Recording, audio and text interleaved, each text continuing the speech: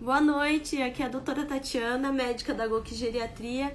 Eu vim substituir a doutora Sumika.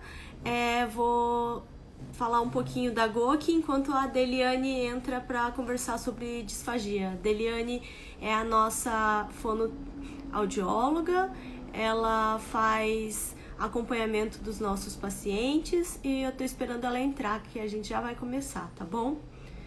Se alguém tiver alguma dúvida, já pode mandar aqui no chat que a gente vai esclarecer todas as dúvidas.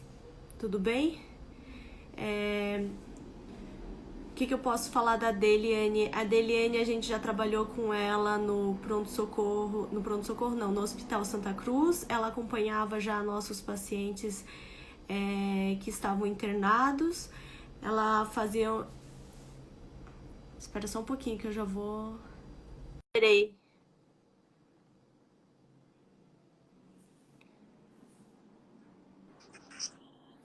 Oi, Dei. Tudo Oi, bem? doutora, tudo e Tudo bem? você? Vamos começar? Você quer se apresentar? Vamos. Então, meu nome é Deiliene Feitosa Macedo, eu sou fonoaudióloga, né? Sou formada há 4 anos, após um ano de formada, já fiz na sequência especialização em disfagia hospitalar e no final da especialização já iniciei o trabalho no hospital, né? Então, desde lá eu venho atuando no ambiente hospitalar. Depois iniciei também com atendimentos domiciliares. E agora eu faço parte da clínica da doutora Sumika, é a clínica multi, né? Agora, a princípio era só de geriatras, agora virou uma clínica multi e agora eu faço parte dessa equipe maravilhosa. Então, quer começar falando sobre disfagia? Para daí a gente ir tirando as dúvidas que vão aparecendo? Sim, pode ser. Então, vamos lá. A disfagia, né? O que é a disfagia? A disfagia é toda e qualquer dificuldade no momento da deglutição, né? Então, a deglutição é o transporte do bolo alimentar desde a cavidade oral até o estômago, né? Então, qualquer alteração nesse transporte, né, com qualquer alimento, com líquido, com a saliva, a gente denomina-se uma disfagia, né? Certo. E aí a gente pode entrar no assunto um pouquinho, né, sobre o engasgo, né? O que é o engasgo, né? Que é que todo mundo fala, eu engasgo, a minha mãe, o meu pai. E a gente, principalmente direcionando para o perfil dos nossos pacientes, né? Que são pacientes neurológicos, pacientes idosos, né? Que tem uma dificuldade maior de deglutição. A gente acaba orientando, fazendo os cuidados e a gente acaba explicando o que é o engasgo, né? Então, o engasgo é considerado uma manifestação do corpo mesmo, né? Para expelir aquele alimento, aquele líquido, a saliva e até mesmo objetos, né? Que às vezes, pensando em uma criança, ou, sei lá, um idoso que pegou, não mastigou direito um alimento, então fez a obstrução ali, né, na via aérea, que normalmente as pessoas falam, engasguei, entrou no lugar errado, né? Certo. Normalmente as pessoas usam esse termo. Uhum. Mas, na verdade, aquele alimento ou líquido tentou entrar na via aérea, né? Certo. E aí o corpo responde com essa manifestação, né? Então, geralmente a gente apresenta tosse, que é para expelir, né, esse líquido ou alimento que entrou ali. E a gente acaba orientando bem as famílias quanto aos cuidados, né? No momento da oferta, no momento das refeições, né? Então, o que a gente pode fazer para prevenir esses engasgos, né? Então, pensando no paciente idoso que é mais acamado, né? Primeiro a gente pensa no estado de alerta, né? Esse paciente está bem acordado para fazer uma refeição, né? Depois é o posicionamento, né? Esse paciente tem que estar com uma postura adequada, né? Então, sempre mais sentado, para evitar que esse alimento tente penetrar, né? Ou até mesmo aspirar. A atenção, né? A atenção do paciente tem que estar voltada para a refeição. Então, evitar deixar a televisão ligada, evitar deixar o rádio, evitar conversas paralelas, né? Porque o idoso se distrai muito rápido. E, às vezes, qualquer distração acaba causando um engasgo no paciente. E também tem uma questão que a gente fala, uma questão mecânica, né? Que é das próteses. A gente que trabalha com os idosos, a gente sabe que a maioria deles já usam próteses dentárias. E a maioria é mal adaptada, né? Porque às vezes eles emagrecem e acaba perdendo, né, o osso, a massa muscular, e aí acaba ficando mal adaptada. E aí o que acontece? Eles se adaptam com essa prótese mal adaptada, né? Então, às vezes eles vão comer alimentos mais semissólidos, acaba engolindo esse alimento mais inteiro, né? Não tem uma mastigação adequada. E a tendência desse alimento é parar na garganta e causar o engasgo, né? Então, tudo isso está envolvido no processo da deglutição e que pode acarretar e causar os engasgos, né? Sim. Eu queria perguntar uma coisa que a Idalina está perguntando aqui sobre que às vezes ela tem dúvida que quando acaba de descer o alimento, chega até vomitar, né? O reflexo que ela tem. Então, tem uma questão também que a gente fala que é a disfagia alta, né? Que é quando é causado na parte da deglutição, no trajeto do alimento da boca até o esôfago. E tem a disfagia baixa, que é quando a gente pensa em um refluxo, né? Então, às vezes o paciente tem um refluxo, tem uma hérnia de hiato e acaba o paciente se alimentou, só que tem um refluxo, tem o retorno desse alimento. Esse alimento chega, né, chega nas vias aéreas e aí causa um engasgo. Então, alguns casos é importante passar com o médico, né, para relatar os sintomas, ou até mesmo já ir direto numa fono, fazer uma avaliação. E a gente acaba sugerindo um exame objetivo da deglutição, né? Que chama videodeglutograma. Isso. Para a gente descobrir o grau dessa disfagia e se essa disfagia é uma disfagia alta ou uma disfagia baixa, né? Se é uma disfagia causada pela musculatura da deglutição ou se é pela musculatura do esôfago, né? Certo. E a gente sempre sugere para o médico esse exame. Esse exame, o fono não pode solicitar diretamente. Então, a gente vai sugerir para o médico e aí o médico vai ver se é coerente ou não, né? Se realmente tem critérios ou não e acaba solicitando para o paciente. Certo. Outra pergunta que tinha no Instagram era sobre a disfagia de leve, sólido. Como que é essa disfagia? Porque às vezes as pessoas não entendem, né? Às vezes pode engasgar com a saliva, né? Pode engasgar com o alimento, tamanho, essas coisas. Pode tirar essa dúvida? Claro. A disfagia, ela tem vários graus, né? Então tem a disfagia leve, tem a disfagia moderada e a severa. E tem as que ficam entre, né? Então uma disfagia leve, a moderada e moderada a grave, né? Então, por exemplo, um paciente que eu tô dando um alimento pastoso homogêneo, né? Uma vitamina de frutas, né? Ele tem dificuldade com essa vitamina, então ele fica com o alimento manipulando, ele demora com o alimento na boca. Ali eu já considero uma disfagia, né? Que a gente chama que é uma disfagia de fase oral, porque na preparação desse alimento ele já tem essa dificuldade, né? Como tem pacientes que já têm uma disfagia de fase faríngea, então é no momento do disparo da deglutição. Então, quando esse paciente vai disparar a deglutição, ele engole, mas fica uma parte do alimento parado na garganta, né? Que a gente chama de valécula. Então, ali também a gente já considera um outro tipo de disfagia. Então, por isso que é importante a avaliação do fonoaudiólogo especializado em disfagia para poder estar direcionando esse paciente para o tratamento correto, né? Lembrando que a disfagia, ela tem tratamento, né? O fono vai trabalhar com a reabilitação, musculatura, e por isso que é importante a avaliação para esse paciente ser direcionado para uma terapia, para um tratamento, uma reabilitação. Tá. Tem mais uma pergunta aqui no chat falando sobre como que é feito o vídeo deglutograma. É difícil ser feito? Eu acho que dá para tirar essa dúvida, né? Sim, super. O vídeo é um exame sensacional, assim, né? Ele é bem objetivo. Lembrando que a nossa avaliação clínica ela é soberana, né? Então, a avaliação ela não pode perder o time pro exame, mas tem casos que realmente necessita do exame.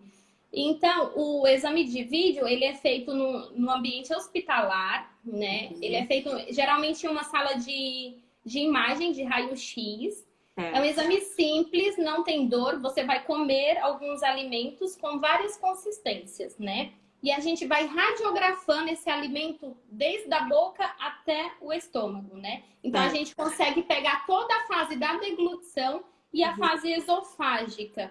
Por isso que a gente fala de disfagia alta e baixa, porque nesse exame a gente consegue pontuar realmente onde está o problema, a alteração, né? E aí esse exame é comendo, o paciente vai comer, é um alimento que o alimento é misturado com contraste, que é o bário, né? Ele é menos agressivo do que o iodo, é tranquilo. E aí a gente vai radiografando. O paciente ele recebe um vídeo, né? Então o exame vai gravado em um vídeo e recebe um laudo também impresso. Então é um exame bem bacana para o paciente e para o profissional, né? Para direcionar a terapia. Certo. Agora eu acho que dá para a gente perguntar assim, falar de algumas doenças, eu acho que para esclarecer as dúvidas das pessoas, eles têm mais, se a gente vai exemplificando, eles vão entendendo mais, né? Você quer falar de alguma doença que tem mais disfagia, alguma coisa assim? Sim, geralmente a disfagia ela é causada por doenças neurológicas, né? Pensando em um Alzheimer, em um AVC, em um paciente com Parkinson. A disfagia também pode ser causada por um câncer, né? Um câncer de garganta. Pode ser causada por um transtorno emocional, né? Então, às vezes a pessoa acha que está engasgando, ela engasga realmente, mas você faz um vídeo deglutograma e dá um resultado funcional, né? Então, a gente vai na avaliação clínica, a gente vai verificar o que pode estar associado ali com a disfagia. A gente também pode ter a questão esofágica, né? Então, pelo refluxo, o refluxo também causa uma disfagia. E, normalmente, acomete os idosos, né? Também, quando o idoso não tem... meu pai tá engasgando, mas ele não tem nenhuma doença grave. Ele tem uma diabetes, que não justifica, né? Então, a gente pensa no envelhecimento, né, desse paciente. O paciente envelhece e a tendência dessa musculatura também, né, ficar mais fraca, ficar mais flácida. Então, é importante procurar o profissional para a gente melhorar essa musculatura, né? Então, lembrando que é uma terapia, é uma reabilitação. São músculos. Então, em uma sessão de fono eu vou recuperar? Não, né? Normalmente não. Primeiro a avaliação e aí o seu terapeuta vai sugerir quantas sessões são necessárias por semana, por mês, né? E aí vai do desempenho de cada paciente. Se é um paciente que tem um neurológico preservado, se é um paciente que responde bem às terapias, se é um paciente que a fono orienta a fazer os exercícios em casa, ele faz. A tendência é reabilitar mais rápido, né? Sim. Mas quando se trata daquele paciente com uma demência avançada, um paciente mais acamado, um paciente que passa a maior parte do tempo dormindo, então é uma terapia mais passiva, né? O terapeuta auxilia, o terapeuta vai trabalhando mais pelo paciente e estimulando ele também a responder. Então, esses pacientes, a tendência é demorar um pouco mais, a ser uma reabilitação prolongada, né? Certo. Tem dúvidas sobre o espessante. Ótimo! O vilão. Tem muita gente que gosta, tem muita gente que não gosta. Quer tirar as dúvidas das pessoas? Sim. O espessante, o que é o espessante, né? O espessante é um produto, o nome já fala, ele tem o objetivo de espessar os líquidos, né? Então, tem pacientes que já têm uma disfagia, por exemplo, um paciente com uma demência senil, tá começando. E daí a filha chega no consultório e fala, olha, o meu pai tá engasgando com líquido. Com os outros alimentos, não. Então, a gente avalia. Eu oferto o líquido para ele. No momento da oferta, eu pego tosse. Ele tem tosse, ele tem pigarro, altera a voz, né?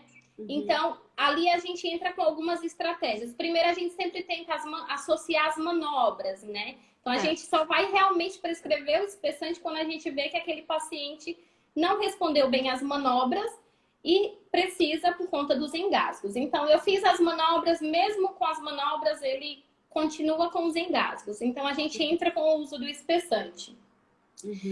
Esse espessante, ele tem várias marcas, né? São 3 consistências que existem. Então, é a consistência néctar, consistência mel e consistência pudim. Então, o néctar, ele fica na consistência de um suco de pêssego, sabe? De caixinha. E aí tem uma medida exata para essa consistência. A consistência mel já fala, é a consistência de um mel, né? Então, a gente aumenta a consistência, aumenta a medida do espessante. Certo. E a consistência pudim, que é na consistência de um pudim, que também aumenta. Então, para a consistência néctar, normalmente equivale uma medida do espessante para 100 ml de qualquer líquido. Para a consistência mel, a gente considera 2 medidas do espessante. E para a consistência pudim, são 3. Então, tudo depende do grau da disfagia desse paciente, do quanto que esse paciente está engasgando. Eu avaliei ele com líquido néctar. Ele continua com sinais de penetração / aspiração laringotraqueal. Então, preciso espessar mais esse líquido. Então, eu vou avaliar ele com a consistência mel. Então, é muito relativo.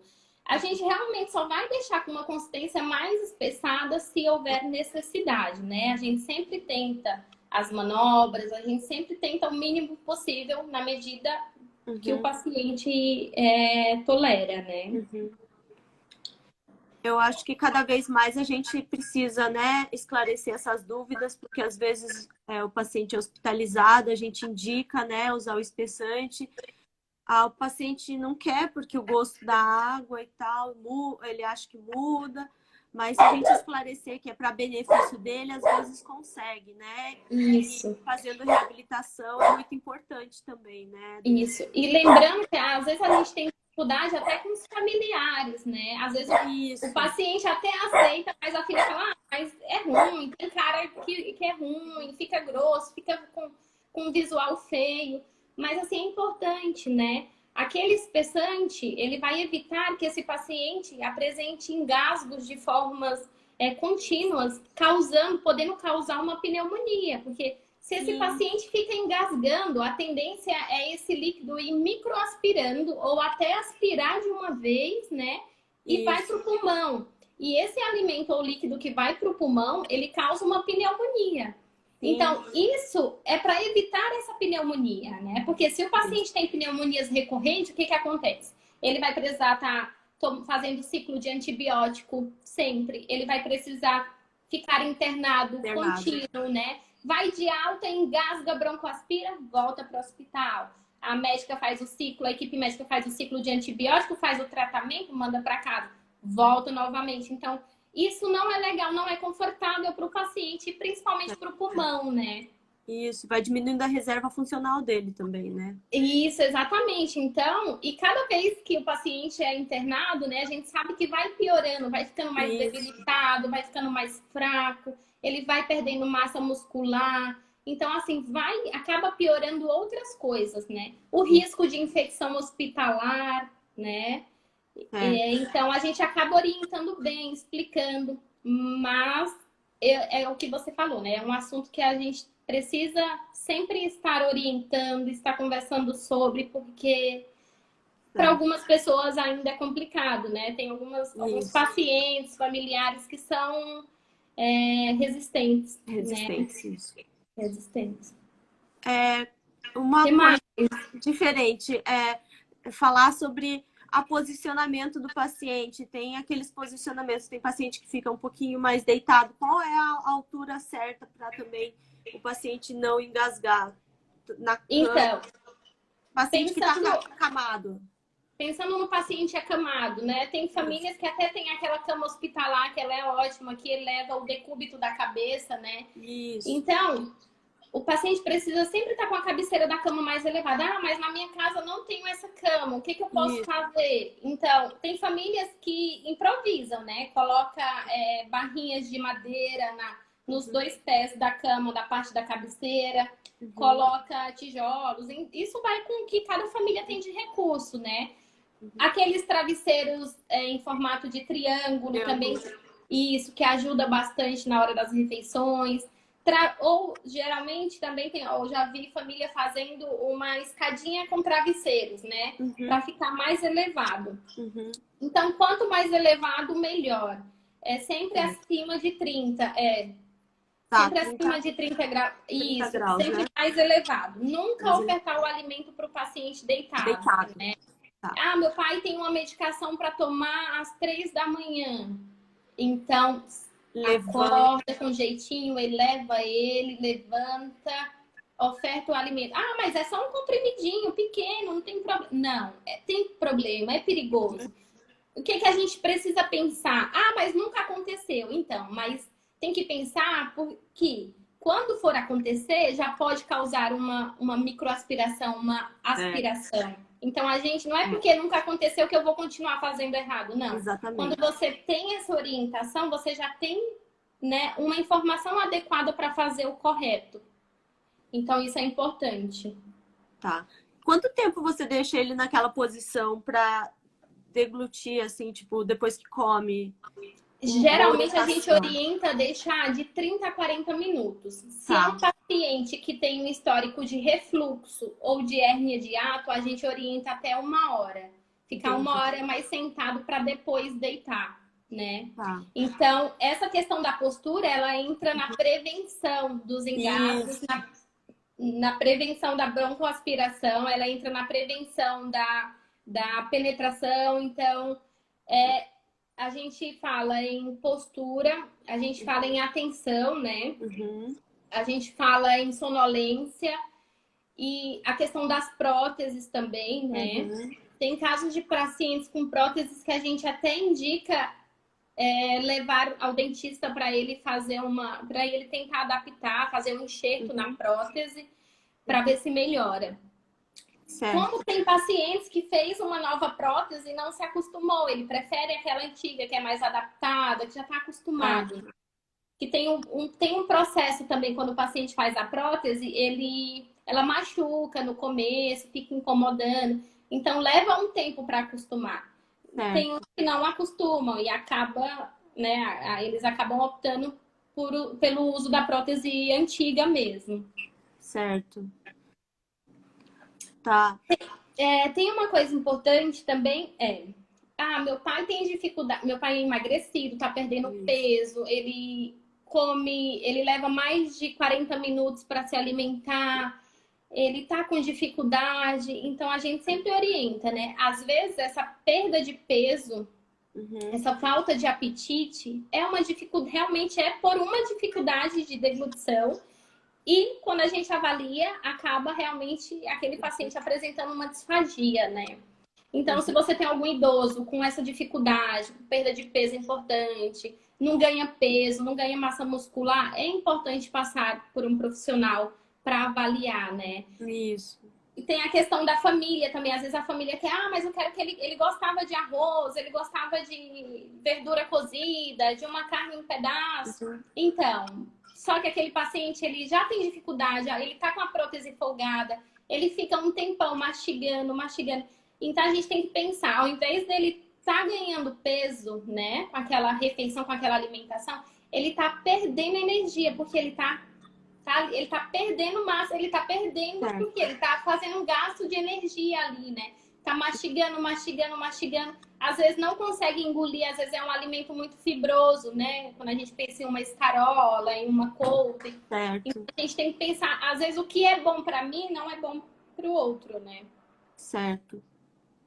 A Rose perguntou sobre adesivos que você cola para fortalecer a musculatura. Isso. A gente usa a bandagem na terapia, né? Que depende do paciente, depende da necessidade do paciente. E isso o profissional vai avaliar também é bem individual, né? Então, depende de cada paciente. Se é um paciente que não tem força de lábios, se é um paciente que está com uma dificuldade na mastigação, se é um paciente que tem escape extraoral, ele está lá, né, com bastante saliva, tá se alorreico, a saliva está descendo. Então, tudo isso a gente avalia para ver a necessidade e para ver qual é a função que a gente precisa melhorar naquele paciente. Certo. Que mais que eu ia te perguntar, que eles estão escrevendo? É sobre sonda, sabe a sonda nasointeral? Como que a disfagia é leve, moderada? Como que a gente vai indicar? Porque eu sei que sai no vídeo de glutograma, né? Isso. Geralmente a sonda nasointeral, ela é indicada quando um paciente está com uma disfagia, né? Geralmente moderada a grave, né? Quando aquele paciente tá com dificuldade de deglutição, quando a gente não consegue nem deixar um alimento mais seguro, né? Com um espessante, com os líquidos espessados. Pode ser aquele paciente também que internou por uma infecção urinária, só que ele está rebaixado, então ele está sonolento. Eu não consigo alimentá-lo, então não consigo nem avaliar. Então, a gente já discute com a equipe médica e acaba sugerindo a sonda nasointeral, né?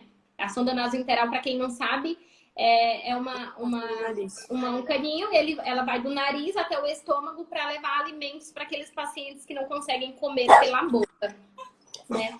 Então, pensando nesses pacientes com essas dificuldades, né, com esses quadros de infecções, com esses quadros neurológicos, a gente sempre vai avaliar para ver a necessidade da passagem de sonda. Vou passar a sonda, nunca mais o meu pai, a minha mãe, o meu tio vai comer? Não, né? Ele vai fazendo. Geralmente, se o paciente está internado, o profissional vai acompanhar durante toda aquela internação para tentar reabilitar o mais rápido possível e liberar a dieta via oral. O paciente vai ter uma programação de alta para amanhã e hoje a fono passou, avaliou, ainda não tem condições de comer pela boca. Qual que é a orientação? Então, junto com a médica, com a equipe médica, com a equipe multiprofissional, a gente vai sugerir um home care, né? Vai pedir para o convênio. Isso. Vai acionar uma fono particular se esse paciente não tem um convênio. Então, ele precisa continuar com esse acompanhamento domiciliar em casa, né? Até porque a gente sabe que a sonda ela é indicada geralmente até 3 meses, né? Isso. Passou de 3 meses, não tem critérios mais para comer, é uma demência avançada, não tem critérios para comer pela boca, não tem, né, não tem mais essa possibilidade. O que a gente vai sugerir? A gente vai discutir juntamente com a equipe médica para sugerir uma gastrostomia, né? Que é uma outra via de alimentação que vai direto no estômago. Certo. Então, só um ponto importante, né? No momento que a gente acaba sugerindo a sonda, mas hoje ele tá sonolento, mas amanhã pode ser que acorde. Então, mas de hoje para amanhã ele já vai perder peso, né? Ele já vai perder massa muscular. Eu posso deixar um paciente assim, perdendo peso? Ele já está hospitalizado, já está com a imunidade mais baixa, já está fragilizado? Não, né? Então, é sempre importante a gente estar discutindo e sugerindo a via mais segura para o paciente naquele momento. Certo. Essa reabilitação é bem importante, né? A gente pode falar que teve bastante paciente em comum, né? Nós conseguimos reabilitar bastante. Então, às vezes, quando a indicação da sonda precisa mesmo, a gente faz, mas a reabilitação também é feita de forma bem correta e consegue, às vezes, tirar a sonda. Sim, às vezes, dependendo do caso, a gente acaba fazendo a transição para via oral, né, para comida pela boca, ali no ambiente hospitalar mesmo, e aí esse paciente vai para casa sem sonda. Então isso é muito bom quando fica tudo muito redondinho, né, que o paciente vai sem essa sonda, que a gente considera a sonda uma invasão, né, um objeto que está invadindo o corpo ali, né. Isso. E no começo o paciente estranha, porque incomoda para engolir saliva, ele fala que machuca. Então, ali leva uns 2, 3 dias ali para ele se adaptar um pouco com aquele corpo estranho, né? Lá dentro. Certo. Mas a reabilitação é aquilo que eu falei, né? Vai depender de cada paciente, vai depender da resposta, vai depender do diagnóstico. Então, tudo ali o profissional vai avaliando dia a dia. Hoje eu cheguei e ele estava sonolento, ele precisa ficar com a sonda. Ah, no dia seguinte ele estava acordado, respondendo, conversando, estava super ativo. Opa, ali é o momento certo para eu fazer o treino via oral e ver a possibilidade de liberar a dieta pela boca ou não, né? Isso. Tem uma pergunta. Conheço alguém com sonda nasointeral há 3 anos. É comum? Não é o correto, né? 3 anos é bastante tempo. Já tem indicação aí para ver, né? Junto com o fono desse paciente e a equipe médica para sugerir a gastrostomia. O que acontece é que às vezes esse paciente não tem critérios para uma gastrostomia, né? Então ele foi lá para o hospital, fez uma. Geralmente quem avalia é o cirurgião foi, avaliou. Ah, não tem critérios, é uma cirurgia de risco. Então, eles optam por manter o paciente com a sonda nasointeral. Mas se não for o caso dessa pessoa, né, desse paciente, é importante passar por uma avaliação, né, para ver a possibilidade de fazer a gastrostomia ou não. E lembrando que a gastrostomia é qualidade de vida, é conforto, né? A sonda fica no rosto, incomoda, dói, às vezes tem que deixar o paciente contido, porque o paciente, né, pode sacar. A gastrostomia, ela vai direto no estômago, ela fica embaixo da roupa. Então, assim, é mais confortável, né? Mas a gente tem que lembrar também, né, Dey, que tem paciente ainda com a sonda e com a gastrostomia que também engasga, né? Que às vezes a própria saliva, né? Então, a reabilitação é muito importante. Mesmo com os dispositivos, é bom a gente orientar que tem que sempre fazer esses exercícios, né? Os cuidados, isso. Porque às vezes o paciente produz uma quantidade excessiva de saliva, né? E ele é acamado, ele não senta. Então ele tem dificuldade para engolir, ele fica ali salivando o tempo todo, babando. Então o profissional vai fazer a avaliação, vai discutir com o médico uma medicação, acabar sugerindo uma medicação para ajudar a diminuir a produção dessa saliva. Ele vai orientar essa família, que é muito importante também, orientar quanto à postura. Às vezes a família acha que pode dar um alimento, só um pouquinho, ele tá com vontade, ele pede água, vou dar. Acaba piorando a secreção pulmonar, acaba piorando esse excesso de saliva. Então, assim, a gente precisa tomar cuidado. E é sempre importante a avaliação, é sempre importante o profissional acompanhando esse paciente. Então, assim, a decisão sempre vai ser individualizada. Cada paciente, não é porque um paciente está com uma sonda, que tem uma disfagia moderada, sempre é bom avaliar. Então, a gente considera, orienta também que seja sempre avaliado pelos profissionais da equipe multi, né? O fono, o médico, todo mundo tem uma função bem importante no diagnóstico e no tratamento, né? Isso. E a gente já se fala em prevenção também. Então, de quem é a responsabilidade no ambiente hospitalar da prevenção de broncoaspiração? É da equipe multiprofissional. Então, ali é importante o fisioterapeuta, o terapeuta ocupacional, é importante assistente social em conjunto para orientar essa família, a equipe médica, a enfermeira, o técnico de enfermagem, que a gente fala que é sempre a ponte, né? Porque ele que está ali cuidando do paciente o tempo todo. Então, é a responsabilidade da equipe multi. Não é só a fono que vai entrar lá, vai pegar o paciente deitado, vai orientar a família ou o cuidador, vai orientar... Não. Quem entrar ali naquele quarto vai orientar, sempre manter o decúbito elevado, sempre manter o paciente com uma higiene oral boa. Todas as orientações são importantes. E é uma responsabilidade da equipe multiprofissional, né? Porque todos reforçam as mesmas informações e os riscos, né? Sim. Tem uma pergunta da Rose. Desculpa.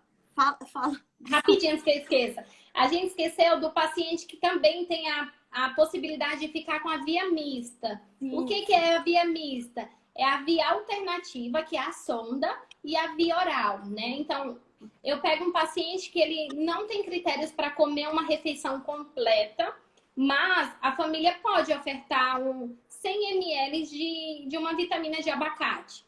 Então, às vezes é por um conforto, por prazer, para o paciente sentir o sabor, né? E ele pode ainda engolir aquela quantidade. Então, existe essa possibilidade também. Então, às vezes, o paciente fica com a via oral por prazer, que a gente fala, né? Então, com volume reduzido, fracionado várias vezes ao dia, mas mantém a via alternativa, né? Pela sonda ou pela gastrostomia. Por quê? Porque ele precisa de um aporte calórico maior. Ele precisa ganhar peso. Então, a sonda, a dieta pela sonda é que vai fazer ele ganhar esse peso que ele precisa com um aporte nutricional adequado. Qual a pergunta? Pergunta da Rose. A Rose é nossa enfermeira, né, da GOK. Rose! Linda! Ela falou que entrou no quarto e tinha paciente comendo amendoim e a orientação da fono era dieta pastosa. Como fazer? Ai, meu e ela coração. tinha acabado de falar para a família, né? Infelizmente, a gente tem, né, algumas famílias com esse perfil, né, que vai almoçar fora do hospital, acaba comprando coisas, escondendo dentro da bolsa e levando para o paciente, né? Isso é muito perigoso, porque um amendoim desse pode causar um engasgo, principalmente se é um paciente idoso, com essa questão dentária. O amendoim, geralmente, a pessoa é difícil, né? O idoso mastigar 100%. Então, se ele tá com uma dieta pastosa, é uma dieta adaptada. Então, é uma fruta macia, que é uma banana ou mamão, é uma carne mais desfiada, é um arroz mais cozido. E ele vai me comer um amendoim? Um amendoim que é totalmente sólido, né? Que é um grãozinho. Seco, né? É muito grave isso. O paciente esse amendoim pode obstruir a via aérea, ele pode engasgar feio, ele pode broncoaspirar e de repente piorar todo o quadro dele que tá causando, né, a internação dele, e tem risco até de necessidade de ir para UTI, né, se tudo isso acontecer. Então é importante as famílias, os cuidadores, seguir bem as orientações do profissional. Não é por mal que a gente deixa uma dieta mais pastosa, mais adaptada, né? Uhum. Quando a gente faz essa adaptação, a gente está evitando uma sonda, né? Então, a gente tenta a consistência mais segura para o paciente, para que ele evite engasgar, para que evite ter tosse, né? E eu até falo, né, que às vezes as pessoas acham que o engasgo tem que ser aquele engasgo feio, aquele engasgo da pessoa ficar roxa. Não, né? Não. Se é uma pessoa que está comendo em toda a refeição, ela tosse, ela faz pigarro, ela fica com aquela alteração de voz, parece uma voz com secreção. Já são sinais de alerta, né? Que o corpo está respondendo de uma forma, né? Tem alguma coisa errada. Já é um alerta ali para a família, para o cuidador, para quem estiver acompanhando aquela pessoa, né? Então, isso já é um sinal que ele precisa ser avaliado. Opa, toda refeição meu pai tá tossindo. Opa, né? Vou avisar para a médica, né, orientar ou a avaliação do fonoaudiólogo, ou orientar ali, geral, quando é um caso mais grave, a equipe médica até já, de repente, já regride a comida até a avaliação do profissional, né? Então, a gente trabalha muito em conjunto, um falando com o outro, porque para deixar esse paciente com menos riscos possíveis. Sim. A nutricionista tem um comentário aqui falando que a orientação da dieta também passa pela nutricionista. Passa. Sim, sempre. Por quê? Por exemplo, aquele paciente estava comendo uma dieta geral, né? Dieta geral é tudo liberado, né? Então, é salada, arroz, feijão, carne. O profissional avaliou, esse paciente tem tosse, ele tem dificuldade para engolir alimentos mais sólidos, então eu vou regredir para um alimento pastoso porque ele teve melhor desempenho. Ali mesmo, quando eu saio daquele leito, daquele quarto, eu já entro em contato com o nutricionista e já aviso que regredi. Por quê?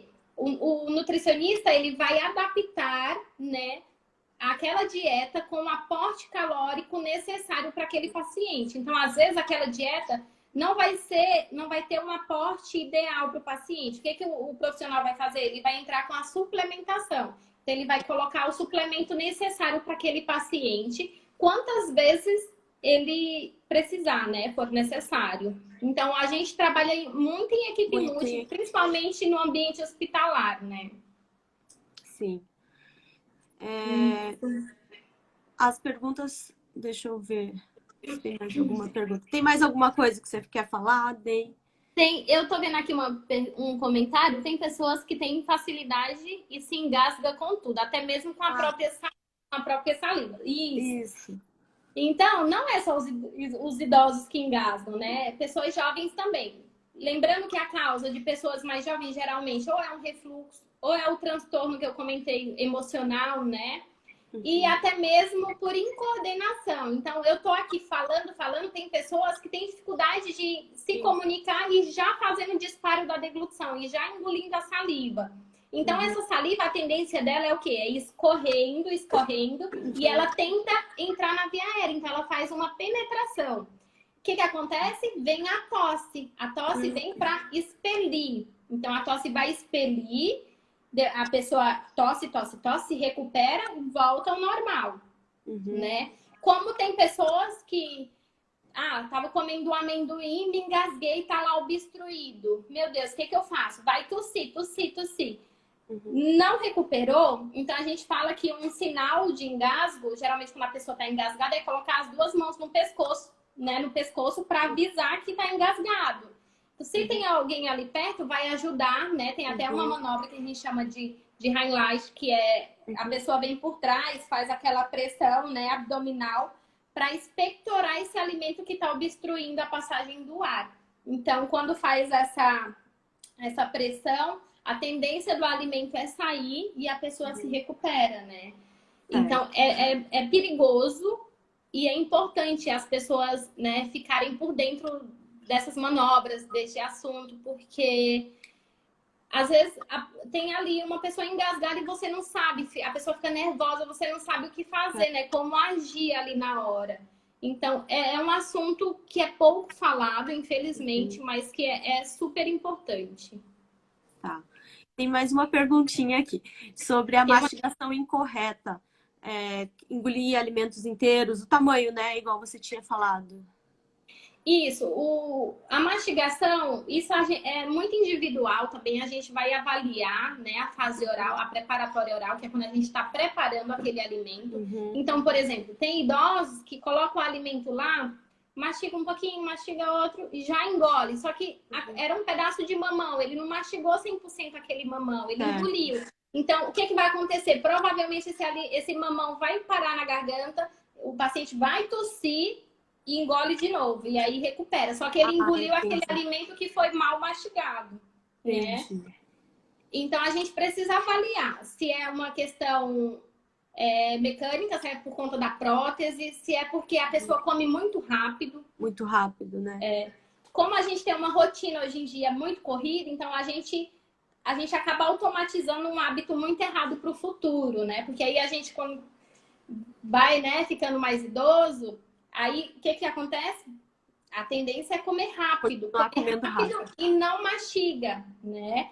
E aí, é difícil a gente mudar esse hábito lá na velhice, né? Quando a pessoa já tá mais idosa. Por quê? Porque tá automatizado. E aí tem alguns que até falam, né?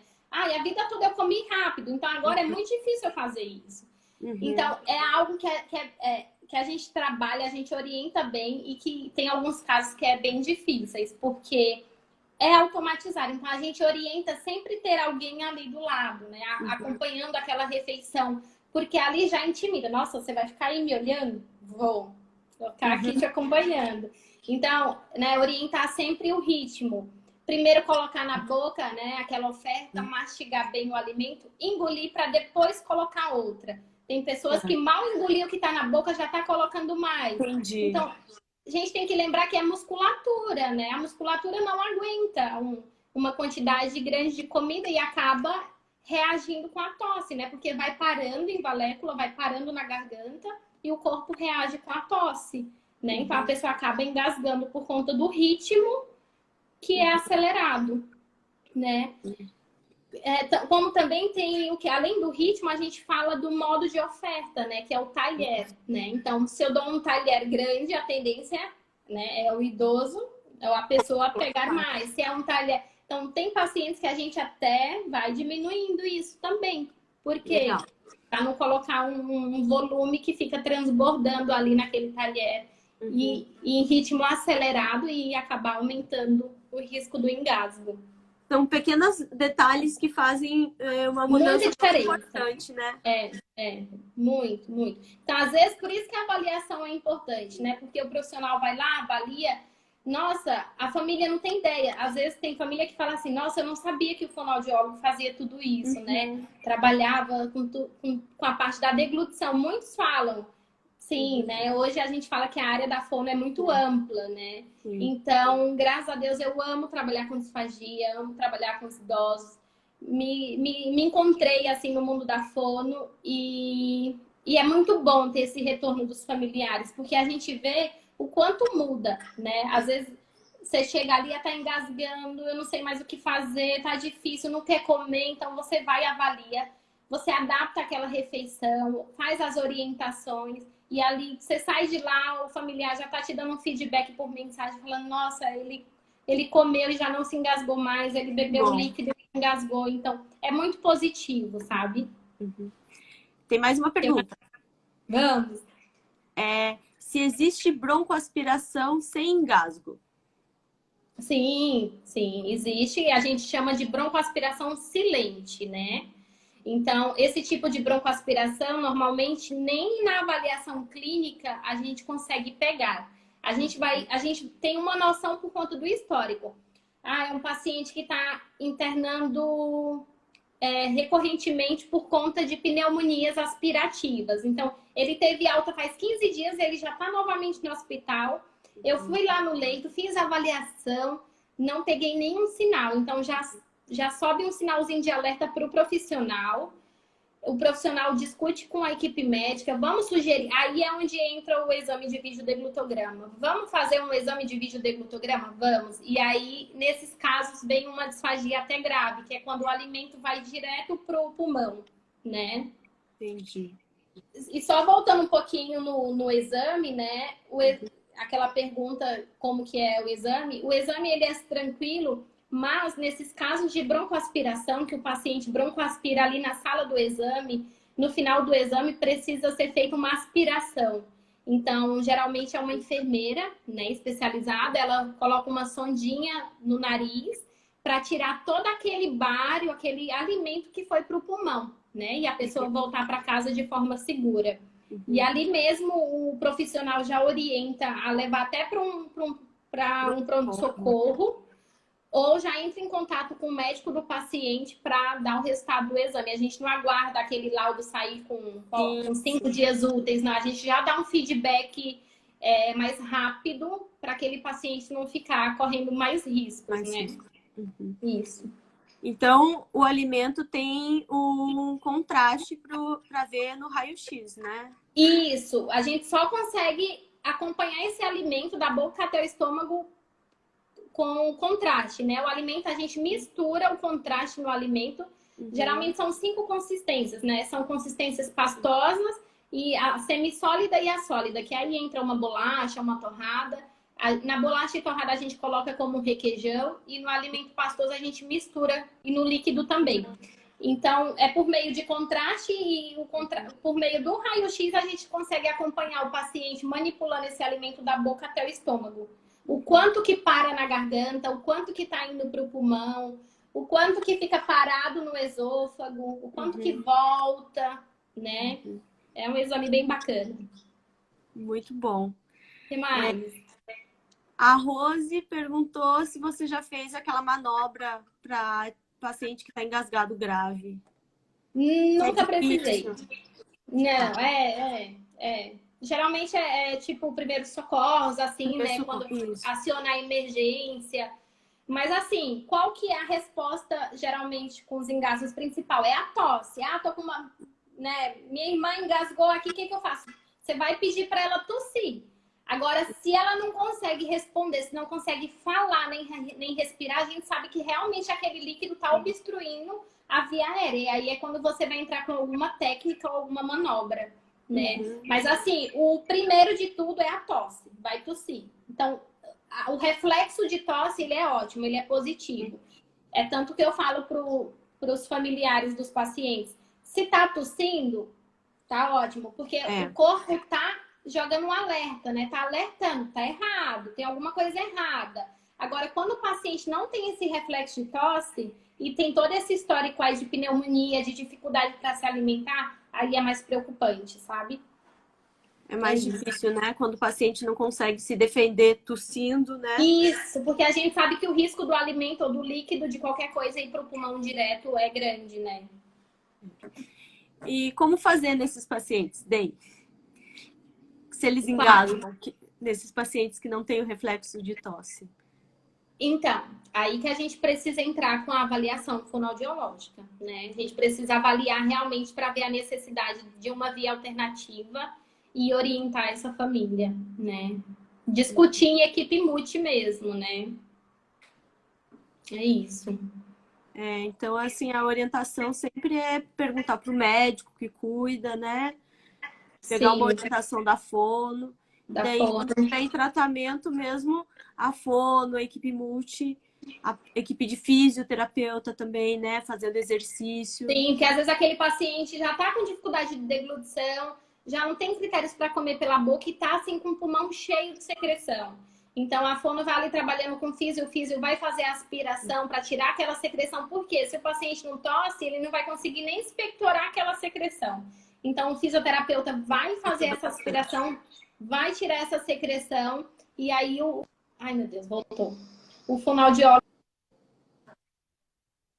vai fazer na reabilitação da musculatura, né? Lembrando que a reabilitação, o profissional avalia toda a função fonoarticulatória, né? Que é essa musculatura da fala e da deglutição. E aí a função da musculatura, né? Exatamente, que é a respiração, a fonação, a mastigação, a articulação e a deglutição, né? Então a gente vai avaliando cada item, cada função ali no momento daquela avaliação. Avaliação, dá para fazer em casa ou precisa ir no consultório? Como que faz? Hoje o fono ele atua no ambiente hospitalar, né? Então, pacientes internados, no ambulatório, geralmente tem hospitais que têm ambulatório, então dá para atuar também. Em domicílio, então o profissional vai na casa do paciente fazer a avaliação e consultório também, né? Então, tá fácil, gente. Procurem. Tem algo que é pouco falado também, que é muito importante, que é a prevenção, né? Ah, meu pai acabou de ser diagnosticado com Parkinson.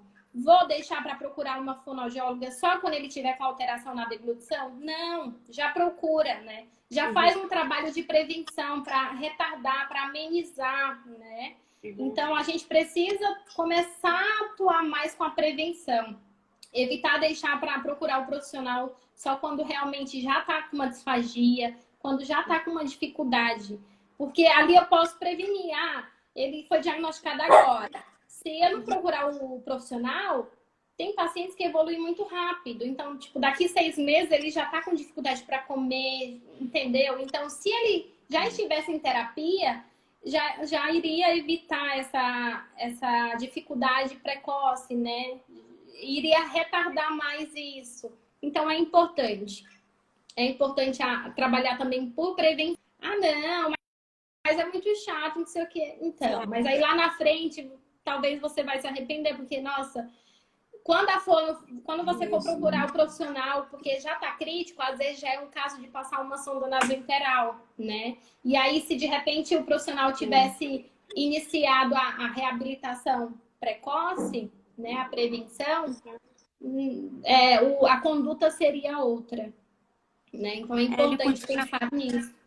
Para envelhecer com qualidade, né? A gente sempre pensa que a prevenção sempre é melhor do que o tratamento, né? Então, sim, eu acho que procurar a fono quando tem um diagnóstico de uma doença que vai alterar a musculatura, eu acho bem importante, né? Então, a função nossa também como médico é indicar a equipe multi para ajudar nisso, né? E prevenir, né? Porque às vezes a família não aceita, ai, não quero passar sonda, é muito sofrimento. Mas assim, tem casos que se é um paciente que ainda tá ali já, né, evoluindo rápido para uma fase final de vida, já tá em cuidados paliativos, né, que é só conforto, a gente ainda avalia, a gente, né, tenta dar qualidade de vida para aquele paciente. Mas se é um paciente que tem um prognóstico ainda reservado, que dá para, né, para reabilitar, com certeza, de repente, naquele caso, a gente vai sugerir uma via alternativa, né? Que naquele tem uma momento. de vida maior, né? Então, Isso, dá pra né? gente continuar. Porque aí não vai ser algo por prazer, vai ser algo para aporte. Ele vai precisar de um aporte calórico mesmo para ganhar força, para ganhar massa muscular, para poder voltar a andar, né? Conseguir fazer a fisioterapia. Então, assim, tá tudo muito associado, né? Tá tudo muito linkado. Estamos nos nossos 3 minutos finais. Então, você quer conversar, quer falar mais sobre mais algum assunto, esclarecer mais alguma dúvida?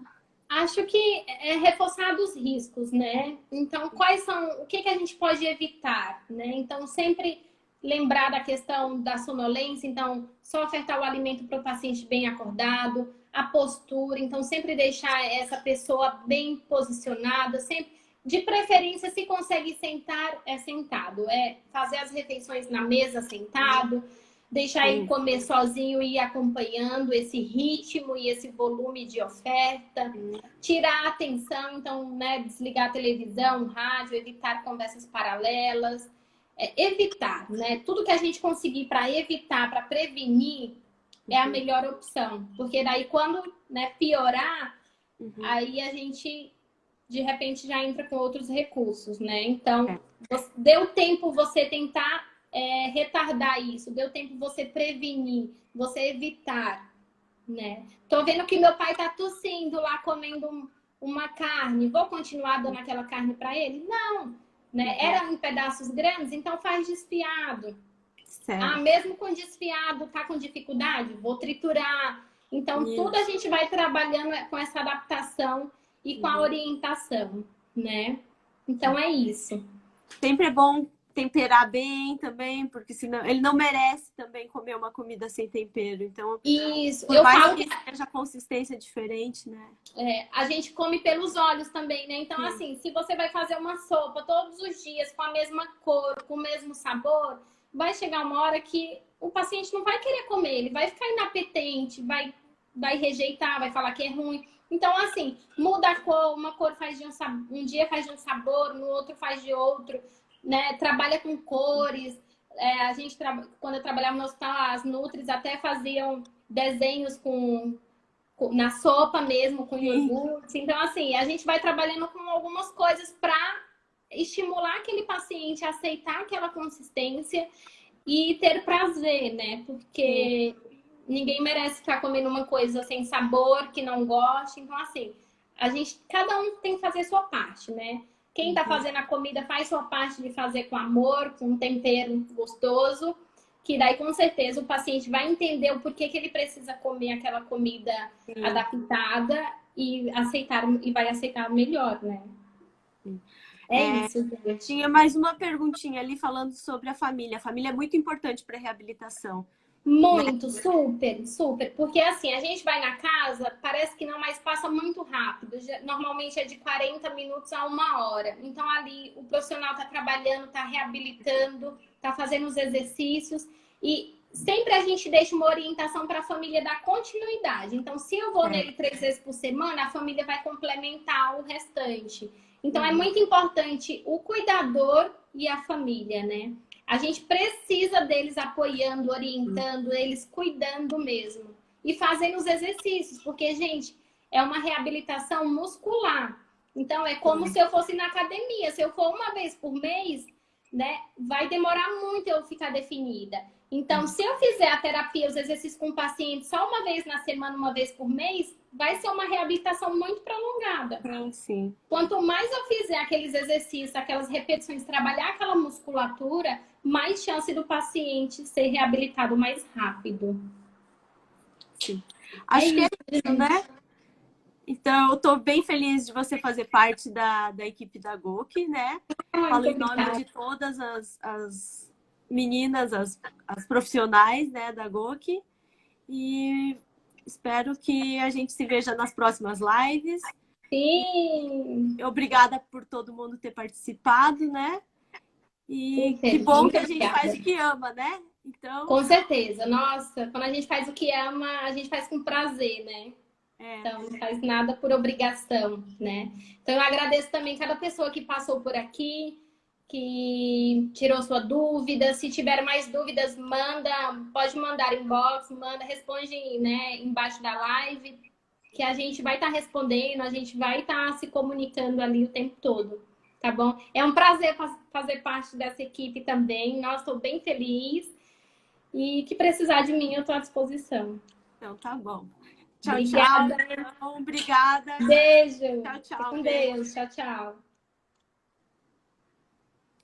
Vou encerrar esse vídeo agora.